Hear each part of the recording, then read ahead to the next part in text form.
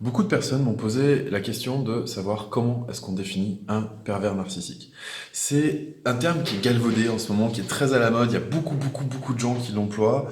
Dès l'instant où il y a une manipulation dans l'air, c'est le mot pervers narcissique qui ressort en premier. Et quelque part, c'est vraiment problématique. Pourquoi? Et pourquoi est-ce que ce mot-là ressort autant que ça? Pourquoi est-ce qu'il ressort autant que ça? On verra ça en fin de vidéo. J'espère que j'oublierai pas parce que je vais penser à plein de choses entre-temps. Mais qu'est-ce que c'est qu'un pervers narcissique d'abord? Eh bien, un pervers narcissique, ça se définit en 4 points. Pas 3, mais 4. Pourquoi est-ce que ces 4 points sont importants? Eh bien, tu vas le voir tout de suite. Le premier point, c'est qu'un pervers narcissique est dans la perversion. Perversion, ça veut dire une version périphérique de la réalité. L'exemple typique, c'est j'ai un verre d'eau dans la main, je m'engueule avec quelqu'un, et je le jette par terre, et je le casse. Et là, je le regarde, et je fais, t'as vu? Hein? C'est toi qui as cassé le verre, là. Hein? C'est toi qui as cassé le verre. Alors qu'en fait, c'est moi qui ai bougé mes muscles, c'est moi qui ai posé l'action, et donc c'est moi qui casse le verre. Si on commence à dire c'est toi qui as cassé le verre alors que c'est moi qui l'ai fait, on est dans la perversion. C'est-à-dire que les faits même ne sont pas constatés de la même manière. Et là, il y a un problème. On est en train de switcher le réel pour correspondre au monde qu'on crée à l'intérieur de soi. Donc ça, c'est la perversion. Deuxièmement, narcissique. Le narcissisme, bon, on sait, c'est dans le but de tirer la couverture à soi et de combler sa faille de reconnaissance, sa faille existentielle. Donc on va toujours chercher à ramener les choses à soi. Euh, L'exemple typique que je prends là-dessus, c'est un chef de service qui a fait, donc je suis désolé pour les stéréotypes, hein, ça peut être un ou une, peu importe, mais un chef de service qui va demander à sa secrétaire de travailler sur un dossier, elle travaille super bien, elle fait son job nickel, elle fait un dossier comme ça, et ils arrivent à la réunion ensemble, et il dit à son chef, donc son supérieur, voilà, j'ai fini le dossier hier soir super tard, j'ai bossé comme un malade dessus, j'ai pas arrêté, voilà, je t'ai tapé le rapport, le voilà. Et la secrétaire qui est à côté dit, mais c'est une négation de mon travail, ça. Et elle pourrait avoir l'impression que c'est contre elle. Sauf qu'en réalité, ça c'est juste du narcissisme. C'est-à-dire que c'est pour combler la couverture, pour la ramener à soi, parce que la personne a besoin de reconnaissance. C'est pas contre la secrétaire. Il n'est pas en train de dire que la secrétaire fait un travail de merde, il n'est pas en train de dire qu'elle est incompétente, il n'est pas en train de descendre l'estime de la secrétaire, il est juste en train de tirer la couverture à lui, de combler sa faille narcissique. Et en plus, dans son esprit à lui, à ce moment-là, eh bien, c'est tout à fait légitime, puisque c'est lui le responsable du service, donc c'est lui qui a commandité ça, donc c'est lui qui est responsable, donc c'est comme si c'est lui qui l'avait fait. Dans sa tête, c'est légitime, il n'est même pas en train de manquer de respect à la secrétaire. Ok? Donc ça, c'est pas du pervers narcissique. Ça, c'est de la manipulation qu'on appelle de type 2, voilà, narcissisme dans le but de tirer la couverture à soi. La manipulation de type 1, c'est la manipulation qu'on appelle positive, c'est-à-dire si jamais tu finis ta soupe, tu auras un dessert. Si jamais tu fais tes devoirs, tu iras voir ton film. Ce genre de choses-là, c'est ce qu'on appelle la manipulation positive. Pourquoi? Eh bien, parce que soi-même, on n'en tire aucun intérêt, il n'y a pas de narcissisme là-dedans. Donc on essaie de faire le bien de l'autre, mais on manipule l'autre, c'est-à-dire qu'on va le pousser à faire quelque chose qu'il n'a pas envie de faire. Et donc ça, c'est en effet une forme de manipulation, une pression qu'on fait sur l'autre. Je dis pas qu'elle est bien, parce que ça entraîne le chantage, la négociation, tout ce genre de choses, ou même le chantage, je crois, plus que la négociation, parce que la négociation encore, c'est pas forcément un problème. Mais voilà, ça c'est l'ingrédient premier de la manipulation de type 1. La manipulation de type 2, c'est ce que je viens de définir, c'est de tirer la couverture à soi, donc ça, le pervers narcissique en fait partie, c'est sa deuxième caractéristique.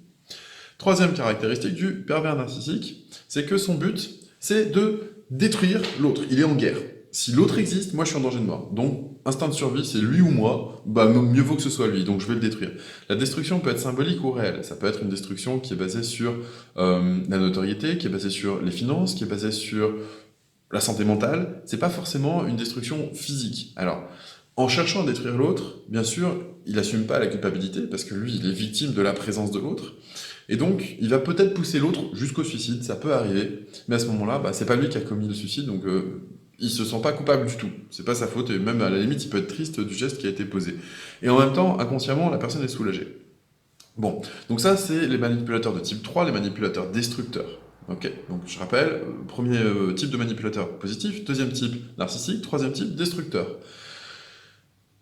Et là-dedans, ça suffit pas pour définir un pervers narcissique. C'est-à-dire que même si la personne cherche à me détruire, eh bien, ça ne veut pas dire que c'est un pervers narcissique. Un pervers narcissique, ou une perverse narcissique, parce qu'il ne faut pas se leurrer, ça existe aussi chez vous, mesdames, et je dirais en égale proportion. Hein, il n'y a pas plus ou moins... Il y a aucun chiffre qui permet de le définir à l'heure actuelle. Moi, j'en ai vu aucun. Et j'ai vu pas mal de cas de mecs qui se faisaient manipuler par des nanas qui étaient vraiment de type 3 majoritairement. Parce qu'on va voir pourquoi le pervers narcissique, il est quasiment inexistant. C'est que le pervers narcissique, lui, il fait ça en conscience. Ça veut dire quoi en conscience? Ça veut dire qu'il fait les choses sans aucune empathie. L'empathie, elle se développe à l'âge de 2 ans. À l'âge de 2 ans, on développe nos neurones miroirs. Dans nos neurones miroirs, on va développer l'identification à l'autre. Et donc, on va commencer à développer cette fonction empathique grâce à ça. Typiquement, quand il y a quelqu'un qui se fait mal, un enfant de 2 ans, il va lui présenter son doudou parce que ça fait du bien d'avoir son doudou, lui, c'est sa solution. Alors, il va proposer sa solution à l'autre qui a mal. Mais sauf que l'autre, ça va pas l'aider plus que ça si c'est un adulte. Mais n'empêche que le geste est là. C'est ça l'empathie. C'est sentir la douleur de l'autre, pas forcément se mettre à pleurer avec l'autre, ça ce serait de la compassion, mais l'enfant va sentir la douleur de l'autre, il va voir ça, il va se dire moi je souffre pas, comment je fais quand je souffre, c'est quoi la solution que je peux apporter, et il va proposer son doudou. Et donc là il est dans la construction d'une solution par empathie. Ok, cette fonction-là se construit vers l'âge de 2 ans. Bon, à l'âge de 2 ans, si l'enfant reçoit des messages contradictoires, eh bien il ne peut pas développer ses neurones miroirs, il ne peut pas activer la connexion à cette glande. Et donc c'est physiologique, c'est-à-dire qu'il y a une différence. Si on faisait passer un IRM à la personne, eh bien on verrait que son cerveau est construit différemment, que cette glande en question n'est pas activée, et qu'il y a vraiment un fonctionnement physique, biologique, biochimique différent d'une personne normale. Une personne normale peut être dans une manipulation de type 3, destructrice, avoir un cerveau qui fonctionne très très bien, et ne pas être du tout pervers narcissique. Les pervers narcissiques sont extrêmement rares. J'ai lu un article qui disait qu'il y avait 30% de pervers narcissiques dans la population masculine en France. Vous imaginez la phobie relationnelle que ça crée, ce chiffre-là? C'est absolument pas vrai. Ça veut dire que vous rentrez dans un bar, il y a 10 mecs, il y en a 3, c'est des grands malades. Au secours! Puis alors nous les mecs, on se regarde entre potes, là, on est un groupe de 10, on est une équipe de foot, là, puis on se dit, putain, les gars, il y en a 3 là parmi nous, ouf, attention, faut se méfier. Non mais on va arrêter 2 secondes, on va se calmer, on va respirer un coup par rapport à ça. Les pervers narcissiques sont extrêmement rares, extrêmement rares. Comment est-ce que ça se crée, ce genre de situation? Eh bien c'est quand à l'âge de 2 ans, on reçoit une éducation du type messages paradoxaux. Ça donne quoi? Ça donne un père ou une mère qui dit à son enfant viens là mon enfant, je t'aime, viens faire un câlin à maman ou viens faire un câlin à papa. Donc le gamin il est tout plein d'amour, il a besoin d'affection et de tendresse, donc il vient vers le parent et le parent grosse torgnole, le gamin il s'éclate la tronche contre le mur, il saigne, il fait mais dégage connard, qu'est-ce que tu mérites même pas d'exister, qu'est-ce qui t'est toi, tu crois que tu te mérites de l'amour? Non mais t'as vu ta gueule, allez dégage, va te soigner tout seul. Et ça je dis ça, c'est à l'âge de 2 ans que l'enfant il reçoit ce type de message-là. Heureusement, c'est très rare dans les familles. Malheureusement, ça arrive parce que des gens ont tellement souffert qu'ils sont incapables d'aimer leurs propres enfants. Et donc, il y a création de ce genre de psychopathologie. C'est une psychopathologie qui est grave, c'est une psychopathologie qui, au niveau neuronal, peut être détectée par de l'analyse, clairement, l'IRM, ça pourrait se détecter. Et donc, c'est juste extrêmement rare. Donc, si vous êtes en face de quelqu'un qui est un manipulateur de type 3 inconscient, vous n'êtes pas en face d'un manipulateur pervers narcissique. À quoi ça sert de dire tout ça et quel est l'intérêt? Eh bien, l'intérêt, c'est de cesser cette phobie relationnelle, de cesser aussi de se voir toujours en victime. Parce que, en effet, la raison pour laquelle il y a cette mode ça y est, j'ai pas oublié, cette mode du pervers narcissique, c'est quoi? C'est qu'en fait, ça permet de se conforter dans la position de victime. Parce que si on est victime d'un pervers narcissique, eh bien, on va amplifier la situation de victime. Attention, quand il y a un manipulateur destructeur, on peut être victime de ce manipulateur destructeur. Ne me faites pas dire ce que j'ai pas dit. Sauf que, dans le cas d'un pervers narcissique, le degré de victime, il augmente encore. Et en France, on a malheureusement tendance à donner plus de crédit à une personne qui va se placer en victime plutôt qu'à une personne qui va commencer à chercher des solutions. Parce que en France, si on se plaint, eh bien, on est en train de comparer nos problèmes. Et plus on a un gros problème, et plus on est entendu. C'est un petit peu pour ça, peut-être, qu'au niveau culturel, on fait des grèves. En tout cas, moi, je me pose la question. Il y a des pays où on entend les gens et ils n'ont pas forcément besoin de se placer autant que ça en victime.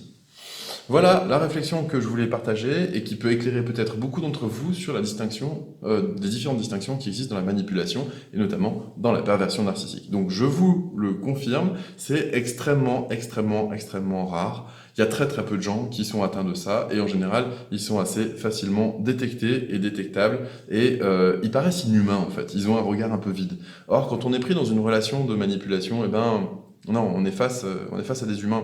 Et malheureusement, ça fait mal, oui, c'est vrai, mais il y a un jeu de manipulation qui est un piège dans la manipulation, un jeu auquel on a participé inconsciemment aussi, dont on peut se dégager et donc on n'est pas forcément victime. Pour en savoir plus, je t'invite à aller voir la formation que j'ai faite sur le défi des 7 jours sur la manipulation. Ça peut te permettre de sortir de pas mal de pièges super intéressants en très peu de temps. Sinon, bah, écoute, je te propose de t'abonner à ma chaîne YouTube, de mettre un like si tu as aimé cette vidéo, ça me fera toujours plaisir, et puis de mettre des commentaires parce que plus c'est participatif, et bien plus ça vit et plus j'ai l'impression que ce que je fais, ça sert à des gens et notamment à toi. Écoute, je te remercie d'avoir suivi cette vidéo, je te dis à très bientôt pour une prochaine vidéo. Salut, ciao.